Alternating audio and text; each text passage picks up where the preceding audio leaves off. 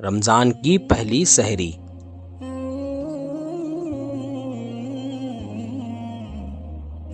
गांव भोगनीपुर में रमजान का चांद नजर आ चुका था।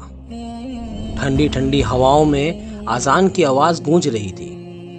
पुराने मिट्टी के घरों की दीवारें भी इस महीने की रूहानी बरकत महसूस कर रही थीं। गांव के लोगों के चेहरे पे एक अजीब सा सुकून था, मगर इस सुकून के पीछे गरीबी और भूख छुपी थी। इस साल का रमजान थोड़ा अलग था, थोड़ा भारी था।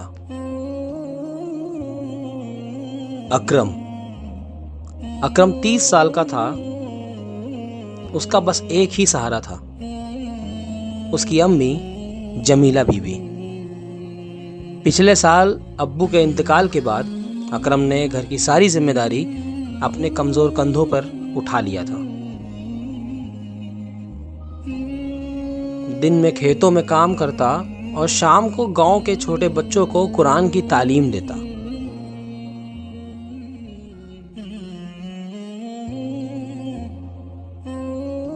घर में सिर्फ एक पुरानी चटाई थी, एक मिट्टी का चूल्हा और अम्मी की दुआएं। मगर अकरम ने कभी किसी से कुछ नहीं कहा। हर दफा जब कोई उससे पूछता, अकरम तेरा हालचाल कैसा है, तो वो बस मुस्कुरा देता और कहता, अल्हम्दुलिल्लाह, अल्लाह का शुक्र है। रमजान का पहला रोजा आया। सुबह सहरी के वक्त सिर्फ थोड़ी सी सूखी रोटी का टुकड़ा और पानी था। अम्मी ने अपनी रोटी का हिस्सा अकरम के हाथों में रख दिया और खुद बस पानी पीकर नियत कर ली। अम्मी आप भी थोड़ा खा लेती। अकरम के गले में आंसुओं के घूंट अटक गए। अम्मी मुस्कुराकर बोली, बेटा, माँ का पेट तो सिर्फ तेरी मुस्कुराहट से ही भर जाता है। ये बात सुनकर अकरम का दिल रो दिया, मगर उसने कभी अपनी अम्मी के सामने आंसू नहीं बहाए।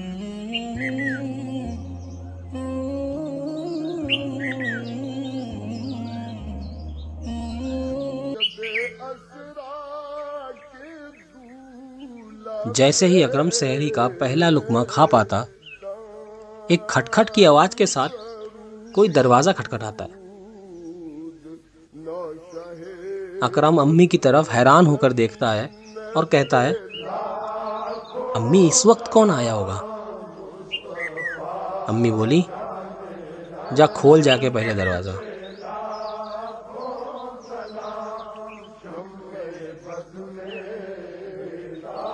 अकरम ने दरवाजा खोला और देखा कि तो एक फकीर था। फकीर बोला, बेटा हो सके तो सहरी करा दें, मुसाफिर हूं, पैसे नहीं है जेब में। अकरम ने उनको अंदर बुलाया और जो एक रोटी थी भी वो उस फकीर को दे दी। अकरम और अम्मी ने पानी पीकर ही सहरी की नियत कर ली। सहरी करके फकीर ने दुआ के लिए हाथ उठाया और कहा, बेटा, जैसे आज तूने मुझे खिलाया है, अल्लाह तुम्हें हमेशा देने वाला बनाए। देखना, एक दिन अल्लाह तुझे इतना नवाजेगा कि तेरे देने वाले हाथ कभी नहीं रुकेंगे। यह कहकर फकीर वहां से चला गया।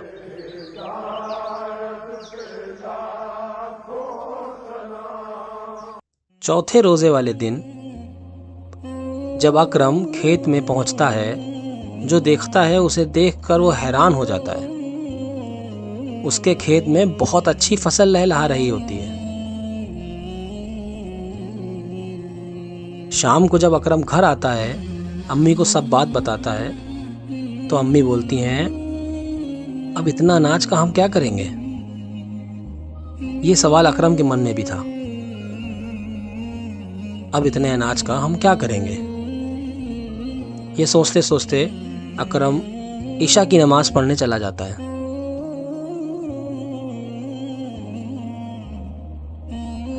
उस रात जब पूरा गांव सो रहा था, अकरम एक पुरानी बोरी में चावल और थोड़े से खजूर रखकर चुपके से गरीबों के घर के दरवाज़ों पर रखने लगा।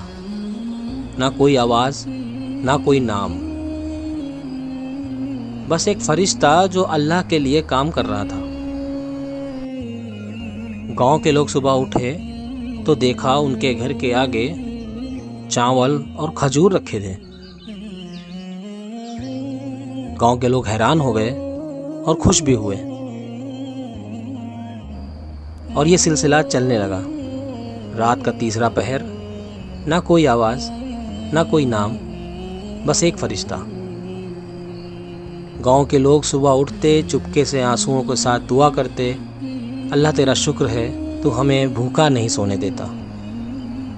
मगर किसी को नहीं पता था कि वो खामोश मददगार कौन है।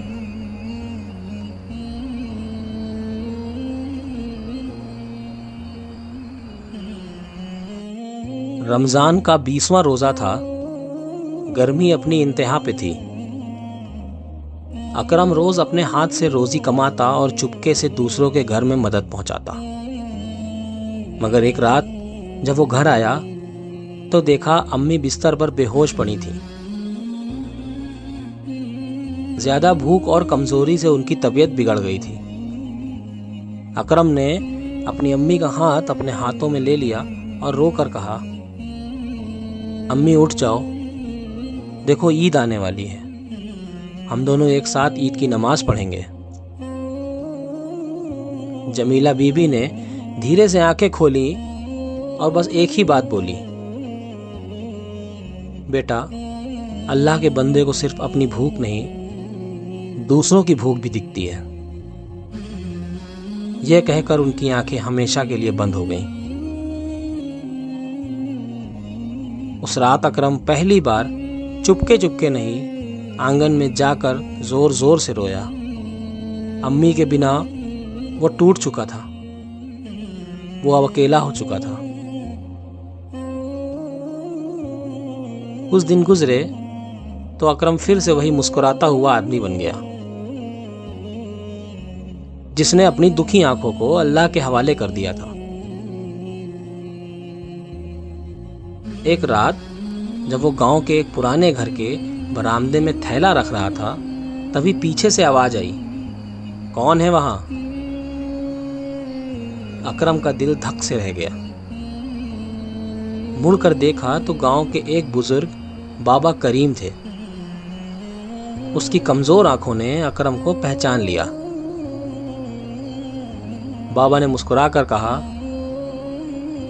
मैं समझ गया था बेटा, ये सिर्फ तेरा काम हो सकता है। अकरम ने घबरा कर कहा,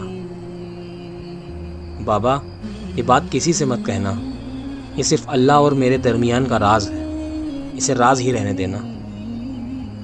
बाबा करीम ने आंसुओं भरी आंखों से दुआ दी, अल्लाह तुझे दोनों जहां की बरकत दे।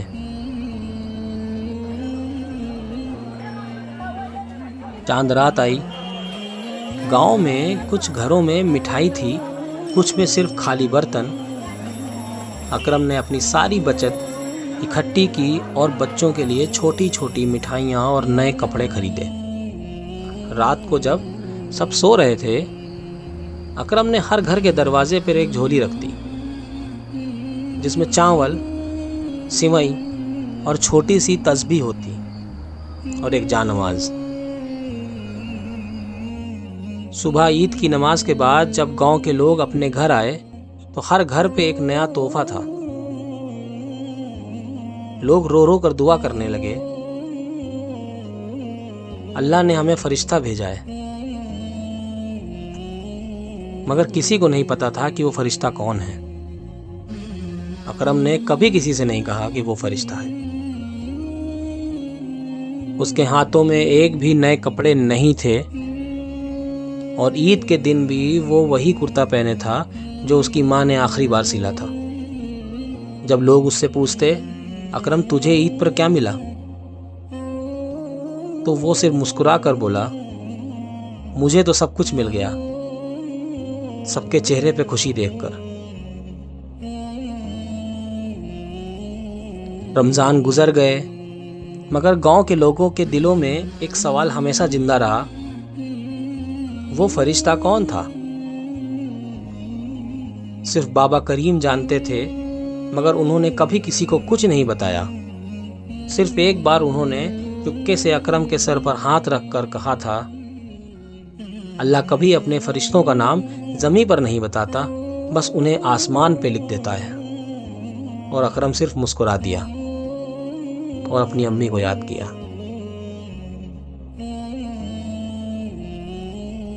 कभी कभी सबसे बड़ा हीरो वो होता है जिसका नाम कोई नहीं जानता, मगर उनकी नेकियां अल्लाह की किताब में सबसे पहले लिखी जाती हैं।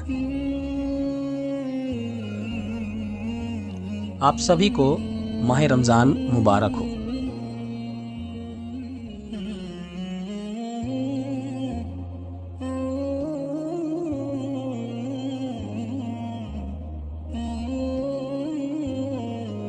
अगर मेरी कहानी आप सबको अच्छी लगे, आपके दिल को छू जाए या कुछ सिखाए, तो सब्सक्राइब करना ना भूलें। आपका एक सब्सक्राइब मुझे बहुत खुशी देगा। और कमेंट में ये ज़रूर बताएं कि किस टॉपिक पे कहानी चाहिए। मैं कोशिश करूँगा इंशाअल्लाह लिख सकूँ। शुक्रिया आप सबका।